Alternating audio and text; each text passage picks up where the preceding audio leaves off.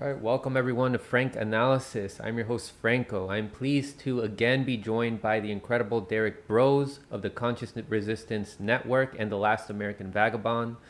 We are here to discuss some of his research on vaccine passports and other topics Derrick has been looking into, like blockchain. Also, how these topics are all interconnected. Derrick, thank you very much for being here. How are you? I'm doing great, man. Thanks for having me back on. So let's segue here to the blockchain research that you've done. So you've done a lot of research on blockchain and how this may impact society in the future. I understand that there are a lot of nuances on this issue, but the impression I get from what you've explained in your videos is that there are some people that are viewing this in black and white lenses. Some people that think that it can, say that it's like there's absolutely nothing wrong with it. Then there's people that think that it's a tool that the predator class is using and that it's completely evil. But for beginners, and before we get into the debate on this issue of blockchain, what exactly is it? And what is the difference between blockchain and cryptocurrency? Sure. Yeah. So again, it is definitely a pretty large debate. I would request that you include the last couple articles I did about blockchain and smart cities and stuff, so that people who want to go dive deeper can.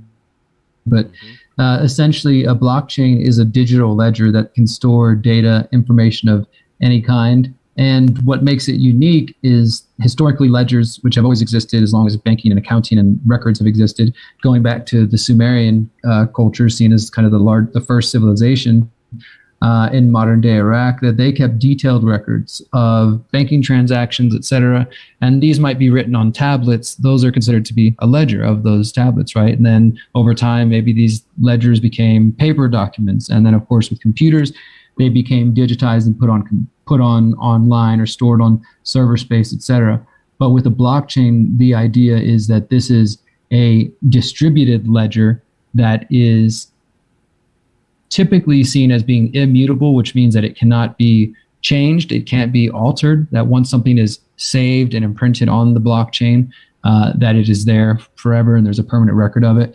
And again, being distributed, meaning that the blockchain exists sort of like how torrenting has in the past, like where the more people who join this blockchain, whatever purpose it may be, we're going to talk mainly about cryptocurrency, but just blockchain generally, that the more computers connected to it, it's kind of like a distributed network that the idea being that it can be decentralized.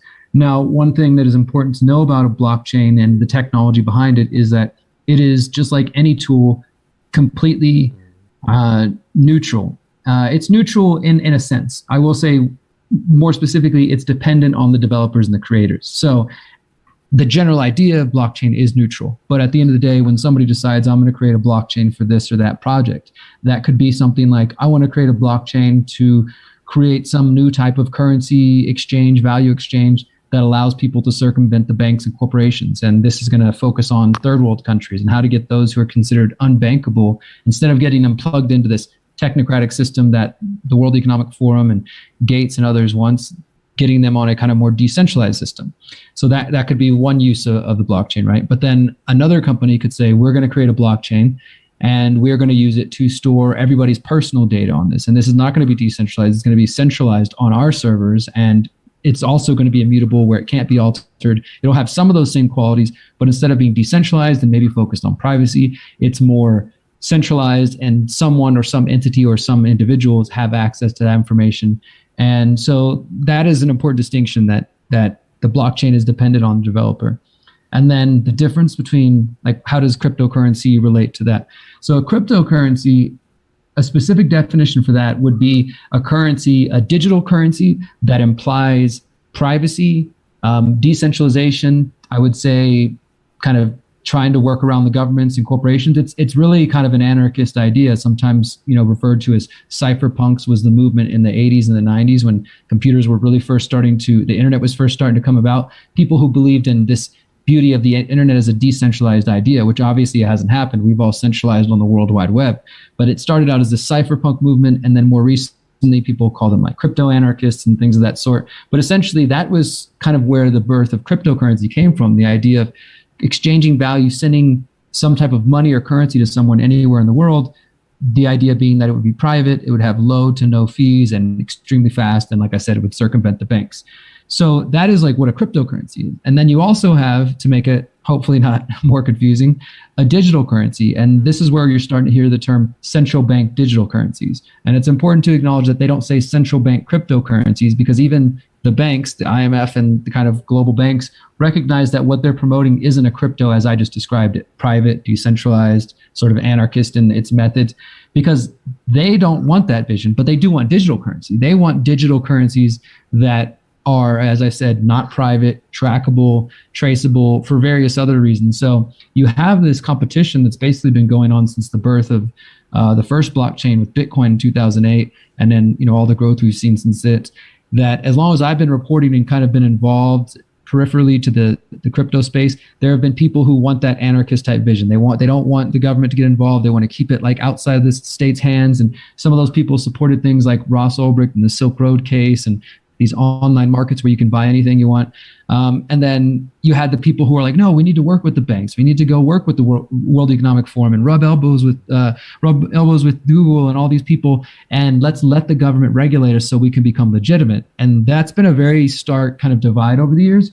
But in recent years, I know I'm going a little bit beyond your question, but just to kind of give people the full scope of the situation. In recent years, that divide has become more stark, where the side that is focused on regulation and let's work with the government and let's work with the banks has become the larger portion of the community, or at least the louder voice, let's say.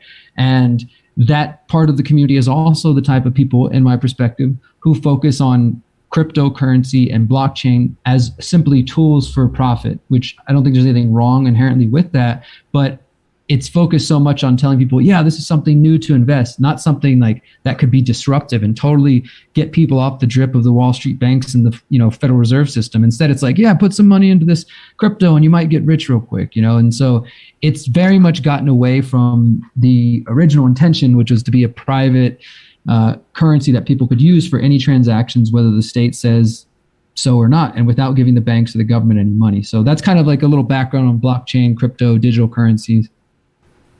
Yeah, so I have your article up here about how is you're asking the question, is there a chance to unite the pro and anti-blockchain crowds?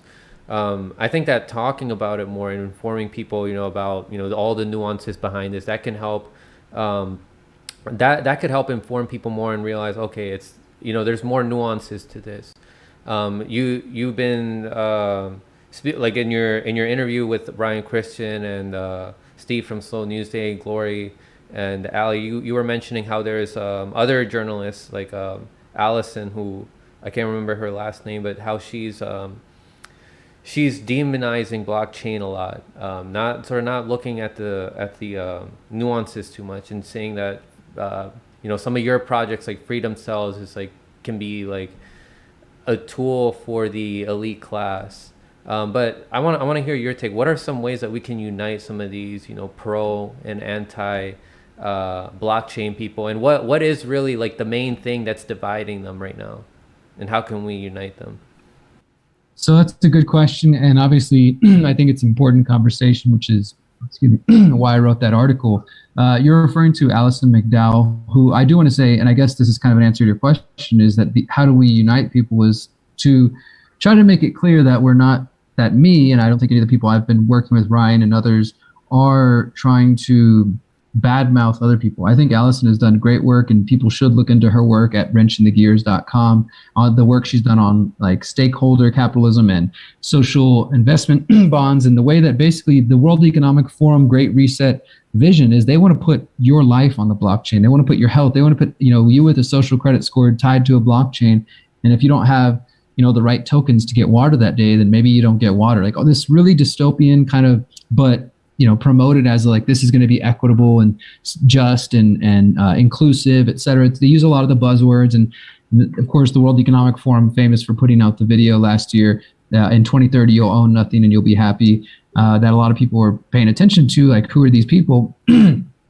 But there is that vision, and Allison and others are, and myself including, in that article I wrote, I tried to do a good job of saying, like, look, here are a lot of reasons I'm concerned as well. Here are some things, red flags we should be looking out for, because I'm not somebody who's like, oh, crypto's great, you guys are crazy. I've seen some crypto people like that. They don't want to take any criticisms of crypto. They act like, oh, you just don't understand, you don't get it.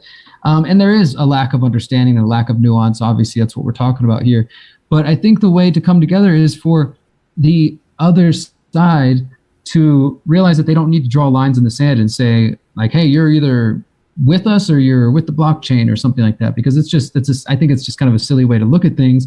There are some really positive uses of blockchain. There's Odyssey/Library, the video hosting platform that is on a blockchain and is censorship free, that stores your data, your videos or whatever you're putting on there. Because again, it's a blockchain, so it can put anything. Odyssey is actually a great example because you can upload video content. You can also upload pictures. You can also upload text posts if you wanted on your account, and that's saved on their blockchain. So it's just data that's being stored there for you and that other people can find. So there's really positive use cases. Those are the things that could help us get away from the YouTube demonetization and things of that sort. And once they bring their monetization platform in, I mean, I think that this is just one area that blockchain can really outpace and help us get past some of this tyranny.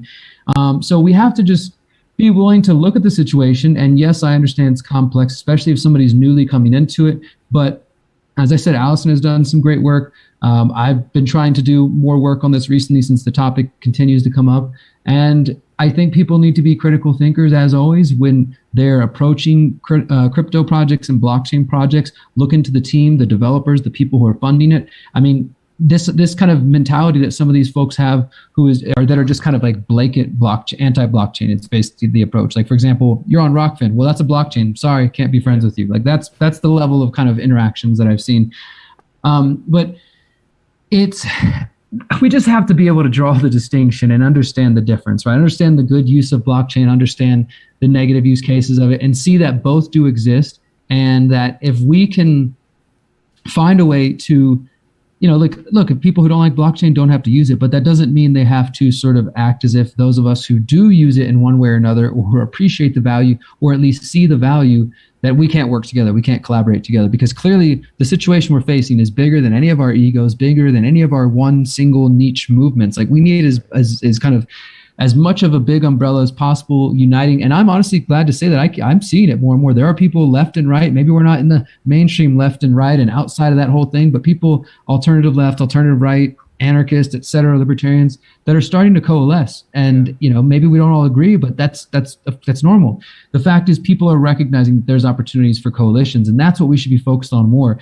We definitely need to acknowledge that the World Economic Forum has this great reset vision on a blockchain, social credit score, facial recognition screening, vaccine passports, et cetera, and blockchain is integral to that. And Microsoft and MasterCard and all the good old guys from this old normal we come from are trying to get invested in it so that they can present themselves as part of this new world that's going to be better. And again, the reference to we won't own anything. And a lot of it is being driven by like the idea of saving the climate and things of that sort. So they're definitely playing on a lot of good people's intentions and their desire to do good things. And so it's really sneaky. It's really underhanded. But I would just recommend anybody on either side of this discussion that if you are into crypto and blockchain, as I was saying, definitely go forward with a critical eye and critical thinking and questioning, looking into these teams and seeing who they're associated with and being aware of that. And if you're kind of against blockchain, that's fine. But I would also encourage you to have a more nuanced view. And then if you're on the fence, take a look at some of the work I've done recently, because I do think that there is value. I mean, just one tiny example is I'm about to buy land off cryptocurrency that I've been investing in, but also, like I said earlier, I don't think its main use, its real purpose is investment. I want to be able to use it to buy apples from you. I want to be able to use it every single day instead of having to use pesos or Federal Reserve notes or the IMF world currency that they're coming out with soon as part of the Great Reset. But I have been able to benefit from the renewed interest in crypto. And so that money I'm going to be able to use to go buy land for myself so that I can get off the grid, so I can start growing my own food and doing good things. So I do think there are positives coming from crypto in the blockchain space, but that doesn't mean there's not room for growth. That doesn't mean for growing. That doesn't mean there aren't lots of really messed up situations.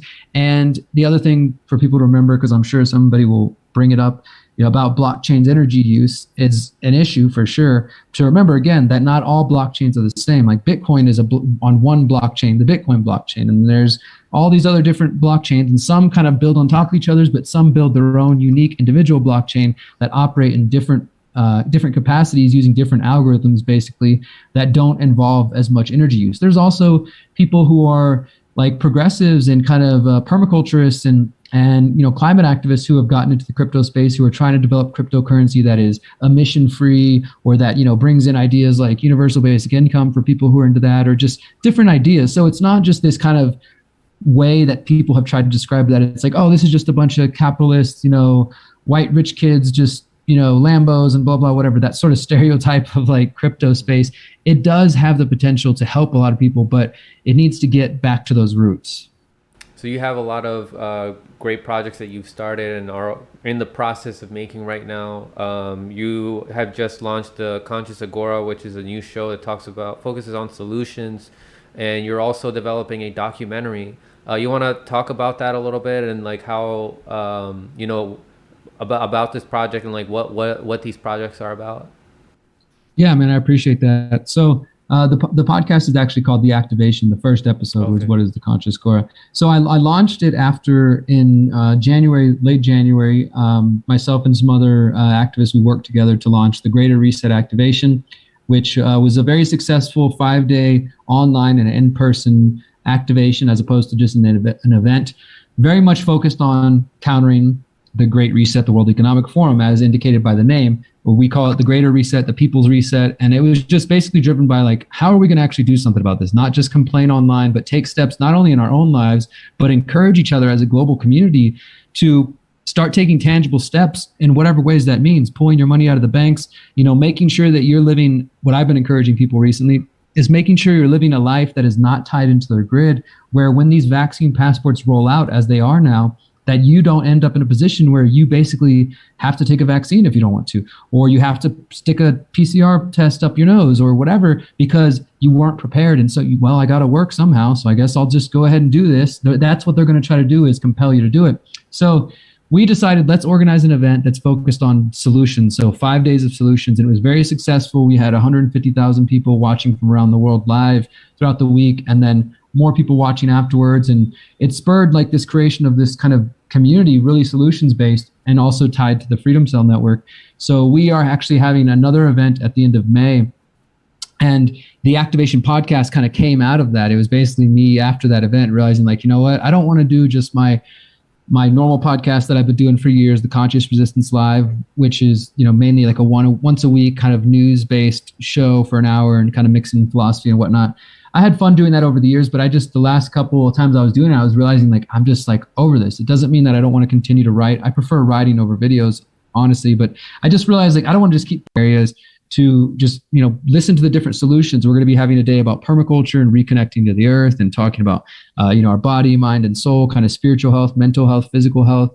We'll be talking about counter economics, getting out of the banks, getting out of their economic system, talking about the liberating side of technology, like some of the things we were just talking about. And then the final day will be dedicated to building community and intentional communities, real like practical steps people can take in their lives. And I guess just for me, man, at this point, it feels like with all of this stuff we're dealing with, this Great Reset, all these agendas that are really staring us in the face, those of us who are paying attention, it just feels like we need to individually and collectively be focused on solutions in a way that maybe we never have before, and really thinking long term about what we're going to do for ourselves. And the last thing I'll say before I get out of here for today is that I do have a documentary series coming out next Friday, May 7th is going to be the first episode premiere. It's actually a 16-part documentary series that I've been working on for probably about 2 years, and it's going to go deep into a lot of the things we talked about today. It's going to get into big tech. It's going to get into big ag. It's going to get into the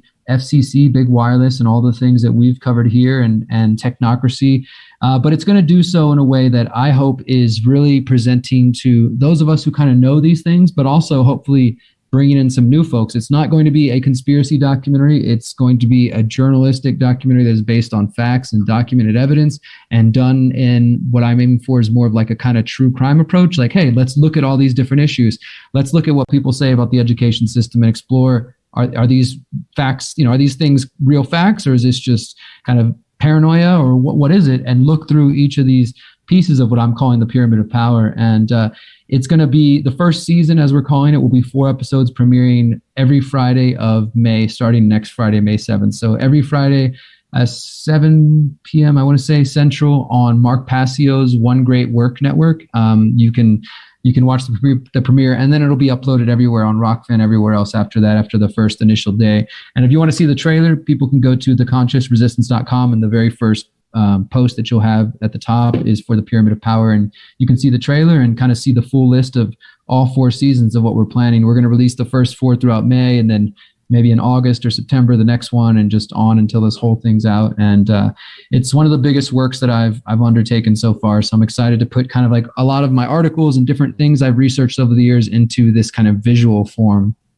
All right, Derrick, Broze, I'm glad there's people like you that are talking about solutions, because we already know there's a lot of people out there that are already talking about the problems. But we need more people like you that are actually coming up with solutions, bringing people on, sharing different ideas. So thank you for that. And thank you for being here, Derrick. And to everybody else, don't forget to stay informed. Thank you, brother.